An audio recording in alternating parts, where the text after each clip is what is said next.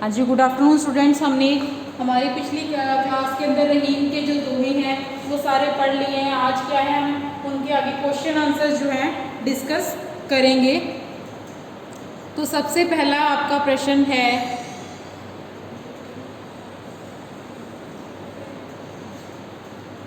कि प्रेम का धागा टूटने पर पहले की भांति क्यों नहीं हो पाता। तो इसका उत्तर बनेगा, प्रेम आपसी लगाव, आकर्षण और विश्वास के कारण होता है। यदि एक बार यह लगाव और विश्वास टूट जाए तो फिर उसमें पहले जैसा जो भाव है वह नहीं रह पाता है। ठीक वैसे ही जैसे कि धागा टूटने पर जुड़ नहीं पाता, यदि उसे जोड़ा जाए तो गांठ पड़ ही जाती है। उसके बाद दूसरा प्रश्न है हमारा, हमें अपना दुख दूसरों पर क्यों नहीं प्रकट करना चाहिए, या हमें हमारा जो दुख है वो दूसरों के साथ क्यों नहीं बांटना चाहिए। अपने मन की व्यथा दूसरों से कहने पर उनका व्यवहार कैसा हो जाता है। अगर हम किसी दूसरे व्यक्ति से हमारे मन के भाव हैं जो कहते हैं तो दूसरा व्यक्ति क्या करता है। इसका उत्तर आएगा, हमें अपना दुख दूसरों से या दूसरों पर प्रकट नहीं करना चाहिए, क्योंकि इससे लोग जो हैं वो हमारा मजाक उड़ाते हैं और दुख को बांटने की अपेक्षा उपहास होता है। मजाक उड़ाना या हंसना हम पर जले पर जो है नमक छिड़कते हैं। कि अगर हम अपना जो दुख है या हमारी अगर कोई व्यथा है, हम किसी पीड़ा में हैं, दुख में हैं, अगर हम वो दुख किसी दूसरे व्यक्ति के साथ प्रकट करते हैं, किसी दूसरे व्यक्ति से शेयर करते हैं, किसी दूसरे व्यक्ति से बांटते हैं, तो क्या है कि वो हमारा साथ देने की बजाय, हमारे दुख में साथ देने की बजाय क्या है, हम पर हंसता है, हम पर हमारा जो है वो मजाक उड़ाता है और हमारे जले पर क्या है, नमक छिड़कने का जो काम है वो करता है। उसके बाद हमारा तीसरा प्रश्न है, रहीम ने सागर की अपेक्षा पंक जल को धन्य क्यों कहा है। तो सागर पानी से लबालब भरा होने के बावजूद उसके जल को कोई पी नहीं पाता, क्योंकि उसका स्वाद खारा होता है। इसके विपरीत पंख के जल को पीकर छोटे जीव जंतु की प्यास जो है बुझ जाती है, वे तृप्त हो जाते हैं, शांत हो जाते हैं। इसलिए रहीम ने सागर की अपेक्षा पंख जल को उसकी उपयोगिता के कारण जो है धन्य कहा है। तो रहीम जी कहते हैं कि सागर भले ही कितना ही बड़ा क्यों ना है, भले ही उसमें कितना ही पानी क्यों ना है, पर एक तो वो गहरा होने की वजह से, दूसरा जो सागर का पानी है वो क्या है, खारा है, तो वो किसी व्यक्ति के काम नहीं आ पाता है। इसके विपरीत जो पंख जल है क्या है कि वहाँ से हर व्यक्ति, जीव जंतु या छोटे जो प्राणी हैं वो वहाँ से अपनी प्यास बुझाते हैं, अपनी प्यास को शांत करते हैं। इसीलिए रहीम जी कहते हैं कि सागर की अपेक्षा जो पंख जल है उसके अधिक उपयोगिता है और वह धन्य है। उसके बाद चौथा हमारा प्रश्न है, एक को साधने से सब कैसे सध जाता है।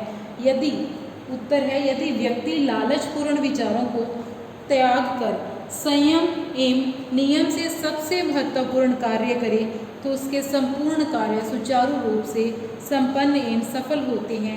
अर्थात यदि किसी सर्वाधिक महत्वपूर्ण कार्य पर ध्यान दिया जाए तो उससे संबंधित सारे कार्य सफल हो जाते हैं। फिर एक सफलता के बाद क्रम से अन्य सफलताएं भी मिलने लगती हैं।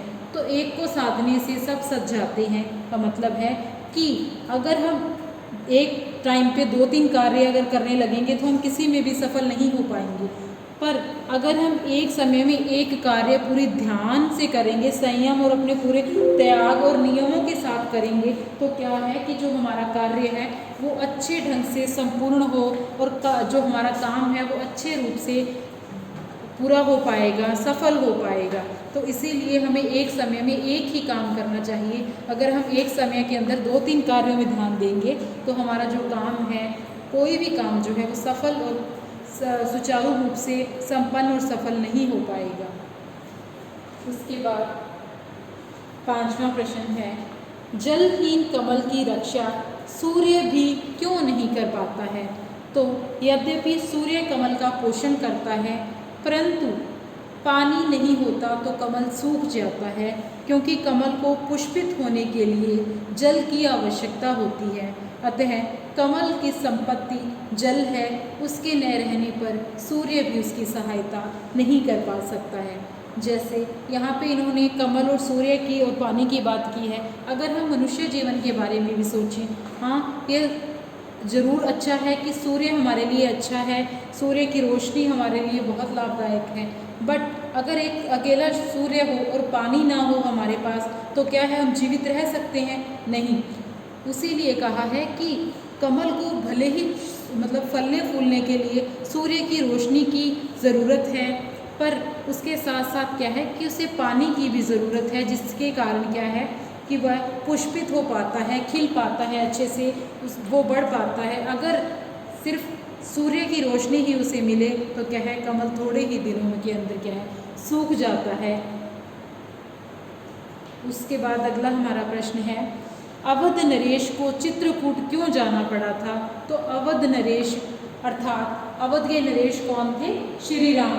श्री राम को चित्रकूट इसलिए जाना पड़ा था क्योंकि उनके माता पिता की आज्ञा का पालन करने के लिए उन्होंने क्या है, 14 वर्ष का वनवास जो है भोगा था, वनवास काटा था। उसी वनवास के दौरान उन्हें चित्रकूट जैसे रमणीय वन में रुकने का अवसर मिला। रमणीय मतलब बहुत ही शांत जो है वन जो है, वहाँ पर वो रुके थे। तो क्या है कि अवध नरेश जो श्री राम है, उन्होंने 14 वर्ष तक जो अपना वनवास काटा था, अपने माता पिता की आज्ञा का उन्होंने पालन किया था, तो वो 14 वर्ष तक क्या है कि चित्रकूट में रहे थे। उन्होंने वहाँ पे वन में रह के अपनी जो है पूजा पाठ, पूजा शांत भाव से जो है की थी। उसके बाद हमारा अगला प्रश्न है, नट किस कला में सिद्ध होने के कारण ऊपर चढ़ जाता है? तो नट जो है वो समय को समेटने और अर्थात सिकुड़ने की कला में क्या है, सिद्ध है, समृद्ध है। इसी कला के कारण वह कुंडली में से निकलकर ऊपर चढ़ जाता है। उसके बाद हमारा अगला प्रश्न है, मोती मानस चूर्ण के संदर्भ में पानी के महत्व को स्पष्ट कीजिए। तो पानी जब स्वाति नक्षत्र में किसी सीपी में पड़ता है तो वह मोती बन जाता है। इसका मतलब, पहली लाइन का मतलब ये है कि जैसे ही जो पानी की बूंद है वो सीप पे पड़ती है तो उसके अंदर का जो मोती है वो खिल उठता है, वह जो अपना सुंदर रूप धारण कर लेता है। मोती के लिए है पानी कांति है। कांति का मतलब होता है कि उसे सुंदरता प्रदान जो करता है, जिसके बिना मोती का कोई महत्व नहीं होता। अगर पानी की जो बूंद है, स्वाति बूंद है, अगर उस पर नहीं पड़ेगी तो मोती जो है अपना सुंदर चमकीला जो रूप है वो नहीं ग्रहण कर पाएगा।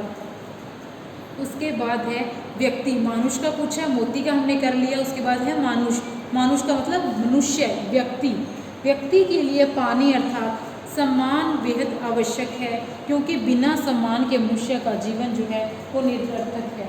कि अगर मनुष्य को जल नहीं मिलेगा, अर्थात जल का मतलब है उसे अगर जीवन के अंदर सम्मान नहीं मिलेगा तो क्या है, वो अपने जीवन जो है निरर्थक होगा, किसी भी उसका जीवन का कोई भी अर्थ नहीं होगा।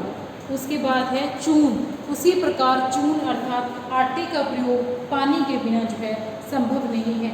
जैसे ही आटा पड़ा उसका कोई महत्व नहीं है, पर जैसे ही वो पानी के साथ मिलता है उससे हमें क्या है, हमारी जो भूख है वो मिटती है। आटे में पानी मिक्स करके जो आटा गूंथा जाता है, उसके बाद रोटियां बनाई जाती हैं। वो रोटी जब हम खाते हैं तभी जो हमारी प्यास, जो भूख है वो खत्म हो पाती है, तभी हमारी जो भूख है वो संतुष्ट हो पाती है। उसके बाद है कि इनके भाव स्पष्ट करने हैं। टूटे से फिर ना मिले, मिले गांठ पर जाए। तो हमने ये पहला ही दोहा पढ़ा था। इस पंक्ति का मतलब है कि जब अगर प्रेम संबंध का जो धागा है वो एक बार टूट जाए तो क्या है, वो दोबारा से जुड़ नहीं पाता है। जिस तरह से धागा एक बार टूट जाने पर क्या है, जब हम उसे दोबारा जोड़ते हैं तो उसमें जो गांठ है वो पड़ ही जाती है और वो मिलकर जो दोबारा जुड़ के भी है पहले जैसा जो नहीं हो पाता। तो इससे हमारे जो रिश्तों को जो रिश्तों का महत्व जो है वो बताया गया है कि इस पंक्ति का भाव यह है कि प्रेम संबंधी धागे को यत्न पूर्वक जितना मर्जी प्रयास कर लें सहेज कर रखना चाहिए। यह धागा यदि एक बार टूट जाए तो अपनी सामान्य स्थिति में जो है लौट नहीं सकता, यदि लौट भी जाए तो उसमें क्या है गांठ हमेशा ही बरकरार रहेगी। तो दूसरा है सुने अठिले लोग सब बांटी न ले कोई। तो इसका मतलब है कि यह पंक्ति के अंदर जो क्या कहना चाहते हैं कवि कि इस पंक्ति का भाव यह है कि अपना दुख अपने तक ही सीमित रहे। सुनी अठले कि अगर कोई दूसरा हमारी बात सुनता है तो वो हमारी बात का जो है उपहास करता है, मजाक उड़ाता है। बांटी न ले कोई कि हमारा अगर दुख हम किसी दर्द में है तो हमें जो हमारा दर्द है वो किसी दूसरे के साथ नहीं बांटना चाहिए। अगर हम अपने दुख दर्द को किसी दूसरे के साथ बांटते हैं तो क्या है दूसरा व्यक्ति हमारा उस बात के लिए हंसी मजाक का जो हम पात्र बन सकते हैं, हमारे जो दुख का है वो मजाक बनाया जा सकता है। तो इसमें कहते हैं कि इस पंक्ति का भाव यह है कि अपना दुख अपने तक ही सीमित रखें, उसे सबको बताकर हंसी मजाक का पात्र न बने, क्योंकि दूसरे का दुख कोई बांटना नहीं चाहता है, दूसरे का दुख कोई नहीं बांटता है। उसके बाद है रहीमन मूल्य सींचिबो फूले फले अघाय। तो इसके अंदर रहीम जी कहते हैं कि व्यक्ति को सर्वाधिक होता है अधिक, मुख्य उद्देश्य को भली भांति ध्यान में रखना चाहिए। इससे न केवल वह कार्य बल्कि उससे संबंधित अन्य कार्यों में भी सफल होते हैं। कि हर व्यक्ति को यह ध्यान रखना चाहिए कि इस जीवन में आने के लिए यह जो मैं जीवन भोग रहा हूँ इसके अंदर मेरा जो महत्वपूर्ण उद्देश्य है वो क्या है। एज अ स्टूडेंट जो है हमारा क्या काम है, अच्छे से पढ़ें लिखें, क्योंकि पेरेंट्स जो हैं पेरेंट्स का भी क्या काम है वो अपने बच्चों के ऊपर पैसे लगा रहे हैं, उनको अच्छी स्टडी प्रोवाइड करने की कोशिश कर रहे हैं, उन्हें अच्छा स्कूल प्रोवाइड कर रहे हैं। तो उसी के लिए आज के टाइम के अंदर एक बच्चे का क्या कर्तव्य है कि वो अपनी स्टडी के अंदर अपने बेस्ट दे, अच्छे से पढ़ाई करे। तो यही है कि जिस कार्य के लिए हमने बनाया गया है, जो कार्य जो उद्देश्य हमारा यहाँ आने का है उसको हमें अच्छे तरह से भली भांति ध्यान में रखना चाहिए और उसका जो सारा कार्य है वो अच्छे ढंग से जो है करना चाहिए। उसके बाद है दीर्घ दोहा अर्थ के आखिर थोड़े होए। दीर्घ होता है बड़ा, दोहा ये हम जो पढ़ रहे हैं अर्थ का मतलब है किसी बात का जो मतलब है, आखिर अक्षर, थोड़े का मतलब होता है कम और आही का मतलब है होना। इस पंक्ति का भाव यह है कि अगर दोहे हम पढ़ रहे हैं तो उसके अक्षर भले कम हों उसके बावजूद भी क्या है कि उसका जो अर्थ है वो बड़ा होता है। उनका गूढ़ अर्थ ही उनकी गागर में सागर भरने की प्रवृत्ति को जो है स्पष्ट कर देता है। ठीक वैसे ही जैसे नट कुंडली को समेटकर कूदकर रस्सी पर चढ़ जाता है। कवि के कहने का तात्पर्य यह है कि हम जीवन में जो भी कार्य करें उसमें सिद्ध हस्त होना चाहिए, कि जो भी हम कार्य करें उसके अंदर हमारी जो है सिद्ध हों, हम उस कार्य को जो है संपूर्ण रूप में पूरा कर पाएँ। उसके बाद है नाद रीज तन देत मृग नरधन हेत समेत। तो इसका अर्थ है कि मधुर संगीत को सुनकर जिस प्रकार हिरण अपने प्राण तक न्यौछावर कर देता है और मनुष्य किसी कला पर मोहित होकर उसे धन देता है और कल्याण करता है, परंतु जो दूसरों से प्रसन्न होकर भी कुछ नहीं देता वह नर पशु समान है। तो इसके अंदर रहीमदास जी कहते हैं कि हर व्यक्ति को सिर्फ अपने तक ही अपना मतलब नहीं निकालना चाहिए, हमें दूसरे व्यक्ति की जो दया, उस दूसरे व्यक्ति पर दया का भाव रखना चाहिए, परोपकार का भाव जो है वो रखना चाहिए। अगर कोई व्यक्ति दूसरे की चीज़ों को प्रसन्न नहीं होता है, दूसरे की बातों का जो अर्थ नहीं समझता है, दूसरे के दुख में उसका साथ नहीं देता है, तो वो मनुष्य क्या है, पशु के समान है। जो उसका जीवन है वो पशु प्रवृत्ति के समान है। उसके बाद जहाँ काम आवे सुई कहाँ करे तलवार। इस पंक्ति का भाव है कि जहाँ पर सुई का काम है कपड़े सिलने के लिए तो वहाँ जो है सुई ही काम कर सकती है, और जहाँ पर तलवार का काम है, अगर किसी को काटना है तो क्या है वहाँ पर जो तलवार की उपयोगिता ही है। तो यह हमें नहीं समझना चाहिए कि अगर छोटी वस्तु उसका कोई काम नहीं है, सिर्फ बड़े लोग ही या बड़ी वस्तु ही हमारी उपयोगिता है, ऐसा नहीं है, ऐसा हमें नहीं सोचना चाहिए। उसके बाद है पानी गए न उभरे मोती मानस चूर। तो इसका मतलब है कि रहीमदास जी कहते हैं कि मोती मनुष्य और चून अर्थात आटा बिना पानी के व्यर्थ है। स्वाति नक्षत्र में पानी की बूंद ही सीप में मोती का रूप ले लेती है। यह पानी ही मोती को कांतिमान बनाता है। बिना कांति अर्थात चमक के जो मोती है वो व्यर्थ है। मनुष्य बिना पानी अर्थात स्नान के जीवित नहीं रह सकता। उसका जो जीवन है वो निरर्थक है, उसका जीवन जो है उसके जीवन का कोई भी अर्थ नहीं है। इसके अंदर है जिस पर विपदा पड़ती है वही इस देश में आता है। तो इसका हम दोहा है जा पर विपदा पड़त है सो आवत यह देश। कोई लाख कोशिश करे पर बिगड़ी बात बिन फिर नहीं बन सकती है, तो बिगड़ी बात बने नहीं लाख करो किन कोई। उसके बाद है कि पानी के बिना सब सूना है, अतः पानी अवश्य रखना चाहिए। इसका मतलब है रहीमन पानी राखिए बिन पानी सब सून। तो आज हमारा जो इस रहीम दास जी के जो दोहे हैं वो हमने अच्छे से पढ़ लिए हैं। उसके बाद उसकी पूरी एक्सरसाइज हमने आज कंप्लीट कर ली है और यहाँ पर जो हमारा रहीम दास जी है वो कंप्लीट होता है। Thank you.